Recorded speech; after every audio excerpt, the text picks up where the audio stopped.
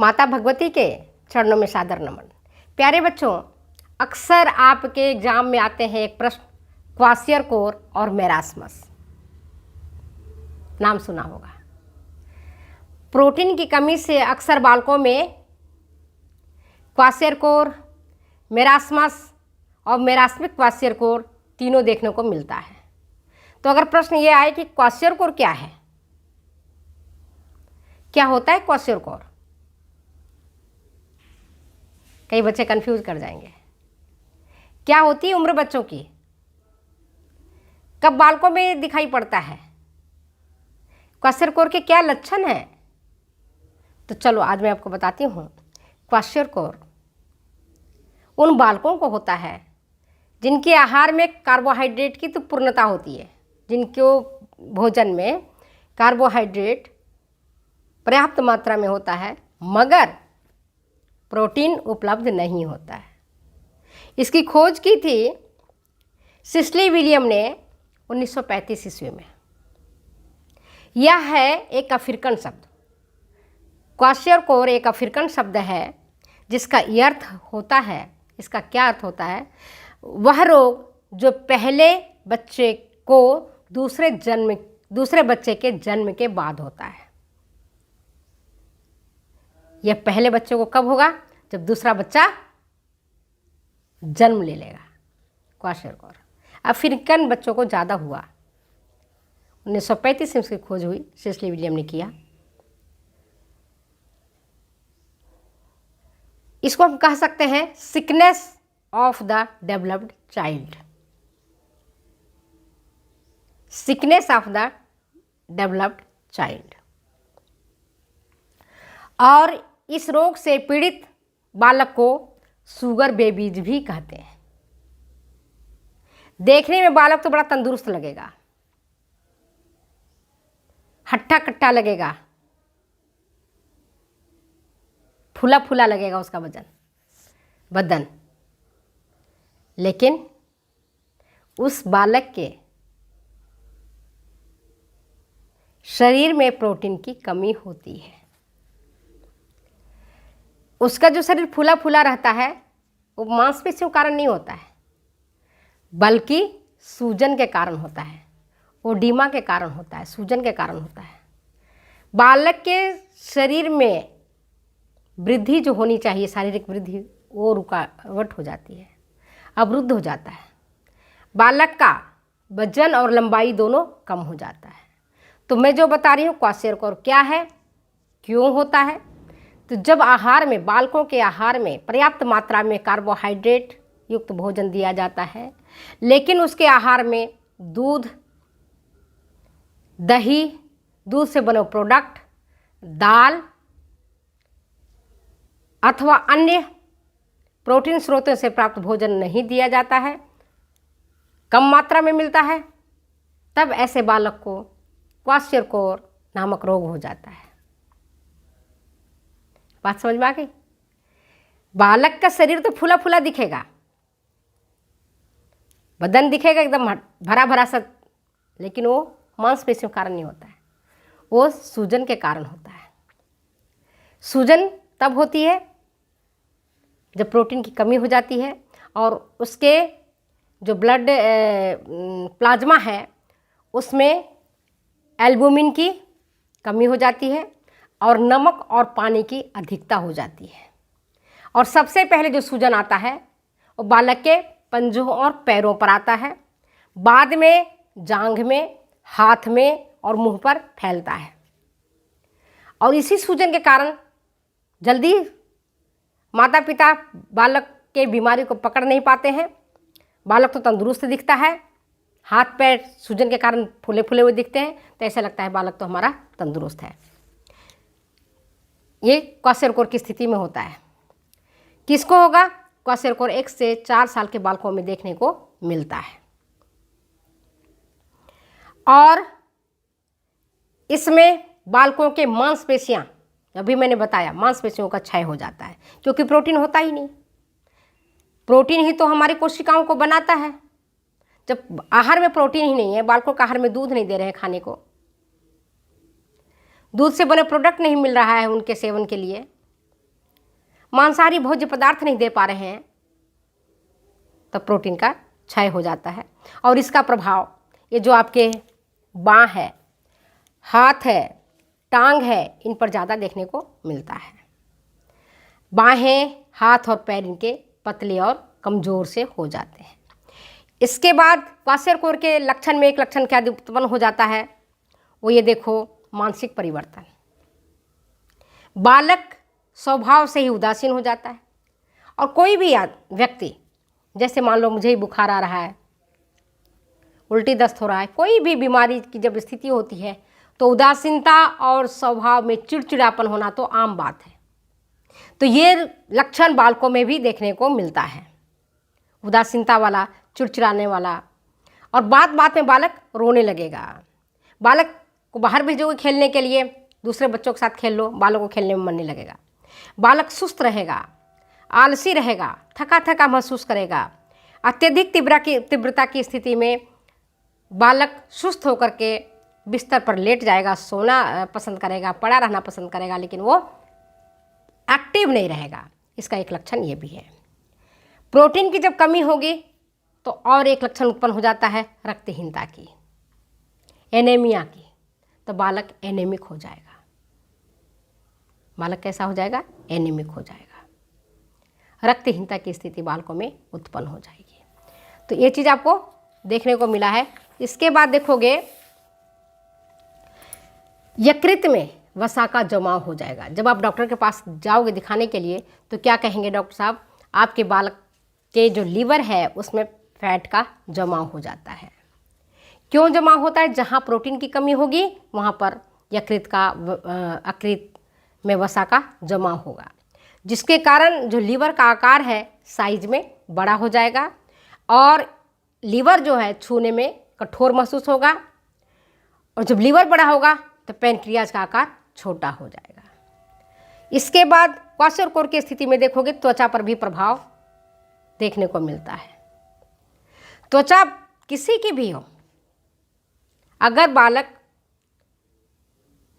क्वाशहियरकोर से या मेरास्मस रोग से पीड़ित होता है तो इस स्थिति में प्रोटीन नहीं है। और जब प्रोटीन नहीं होगा तो प्रोटीन की कमी से जो आपकी स्किन है, बालक की जो स्किन है, रुक्ष हो जाएगा, शुष्क हो जाएगा, त्वचा में कांति नहीं रहेगा, त्वचा के रंग में परिवर्तन हो जाएगा, त्वचा पर जगह जगह भूरे रंग के धब्बे दिखाई पड़ने लगेंगे। और ऐसा क्यों होता है? कलर पिगमेंट्स की अधिकता के कारण। जो गोरे बच्चे होते हैं उनमें ज़्यादा ये देखने को मिलता है। काले बच्चों में तो चलो ज़्यादा भी अधिकता हो जाता है तो स्पष्ट दिखाई नहीं पड़ता है, पर गोरे बालकों में ये चीज़ें दिखाई पड़ती हैं।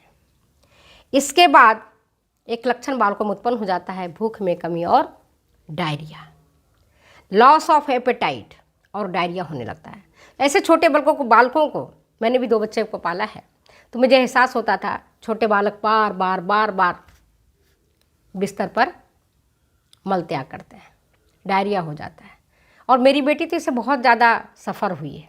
बेटे को कम होता था पर बेटी मेरी ज़्यादा सफ़र थी। वो माल नरिश्ड भी थी, पैदा भी हुई थी तो बहुत कम वजन था उसका, 1.5 किलो के करीब उसका वजन था। तब जो बच्चे क्वाशहियरकोर से पीड़ित होते हैं उनको भूख नहीं लगता है, वो खाना बहुत कम खाते हैं, क्योंकि भोजन को पचाने के लिए पाचक रस चाहिए और पाचक रसों के निर्माण के लिए प्रोटीन चाहिए।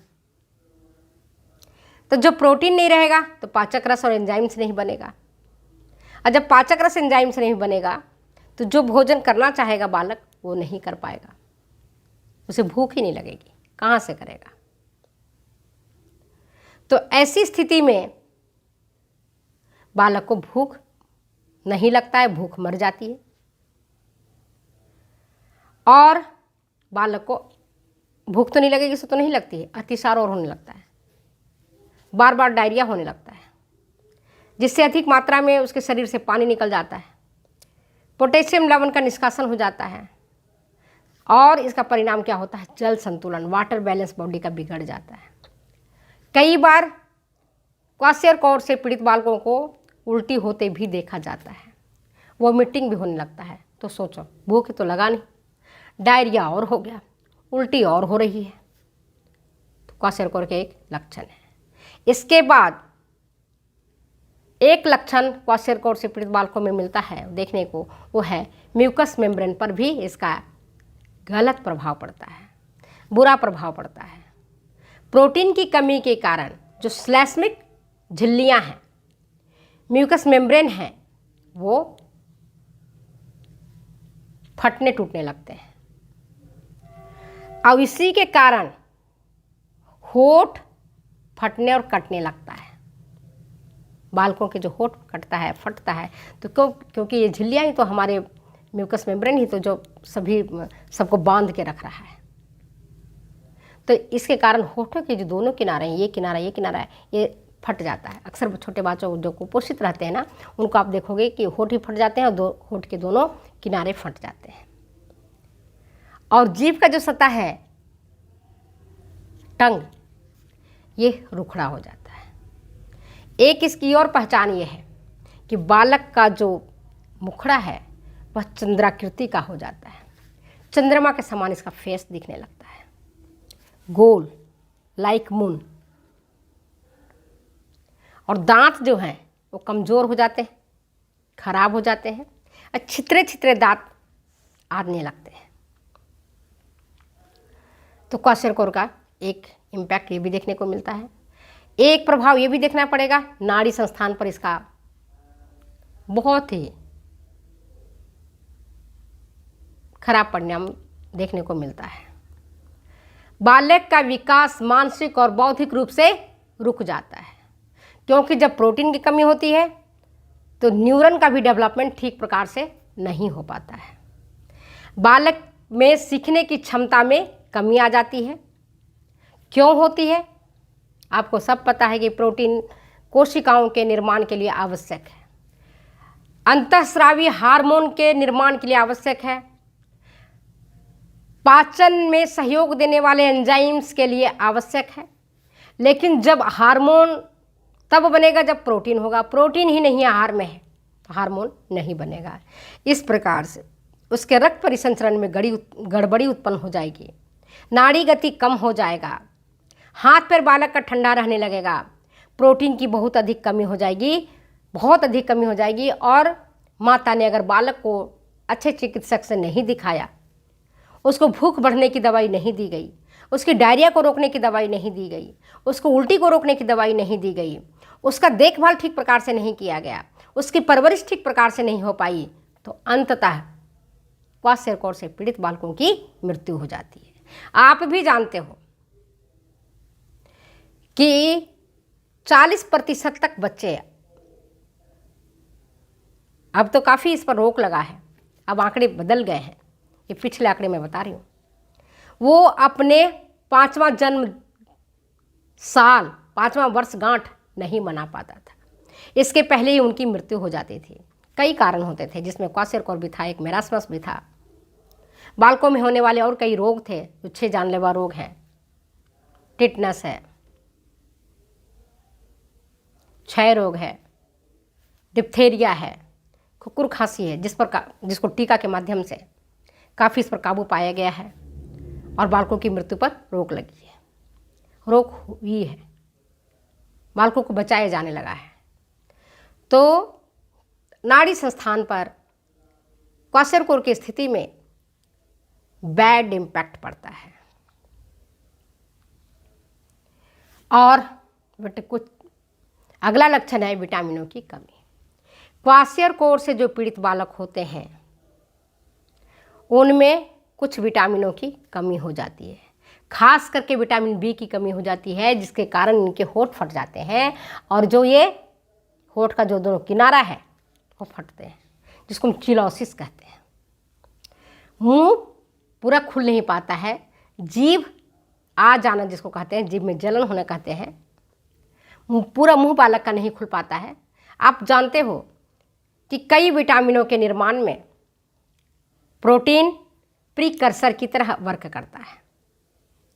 जब प्रोटीन नहीं रहेगा तो उस विटामिन का निर्माण नहीं हो पाएगा। आपको पता है हमारी आंत भी विटामिन B12 का स्वयं ही निर्माण करती है, स्वतः निर्माण करती है।